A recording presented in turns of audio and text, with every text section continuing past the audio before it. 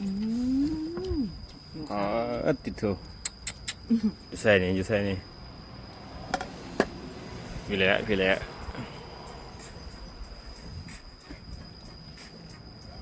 อาหารวันนี้วะ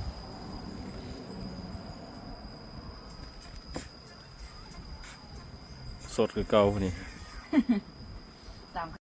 นอนหมดแล้วนอนกันอัด นอนมันพักเพื่อเสียเงินเสียคำนี่ยัง ซีแม็กกุ้งเต้น มาไปห้องเลยเดี๋ยวไปหาเอาไปใส่ก่อนเอากระบอกเล็กน้อยต้มหรือไหมใส่เบิ่งไปลงซิมเอาน้ำกิ้งต้มให้เกลืออยู่นะต้มไอ้สั่งเลยว่าเขาต้มจะบอกจงมาอย่างจะน้อยกับห่อละลีน่ะห่อสั่งท้องกันยังมาอีกไว้แป๊บเดียวจะห่อเดี๋ยว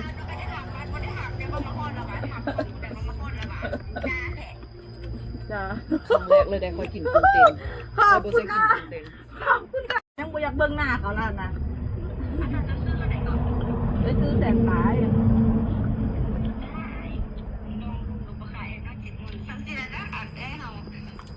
ก็ได้ก็ที่เป็นอย่าง70,000กับ70,000ติดหนี้30,000แล้วไปจ่ายค่าสอนอันค่าสั้นก็ซื้อซอนเทสมาเปลี่ยนแล้วก็แล้วเจ้ากันน้องนุ่งก็ต้องได้ช่วยเหลือกันได้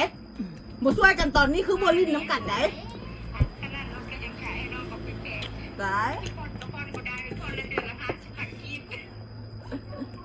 ปานลูกนี้คอย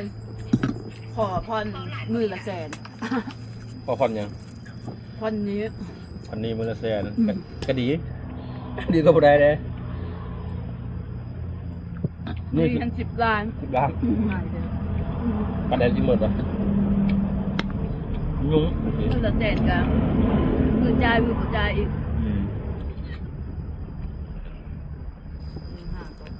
ดินภายใดจึงจ่ายบ่ ใช่แท้คุณกินจะบ่ได้ดอกเงินนั้น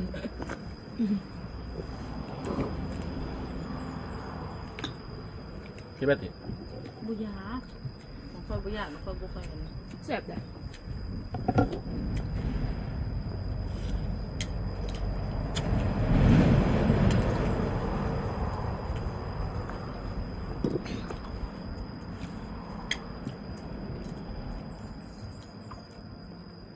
กินนี่ก็แล้วแรงเลยแล้วก็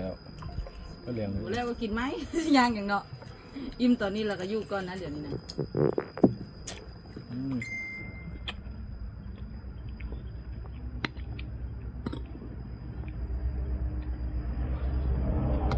คอยยกหัวมามูจะว่าดังเนาะ อยู่บ้านหาเนื้อซอกเนี่ยกินยากเนาะ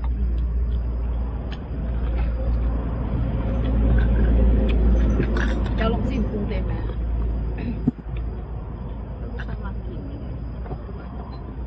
จะรีวิวให้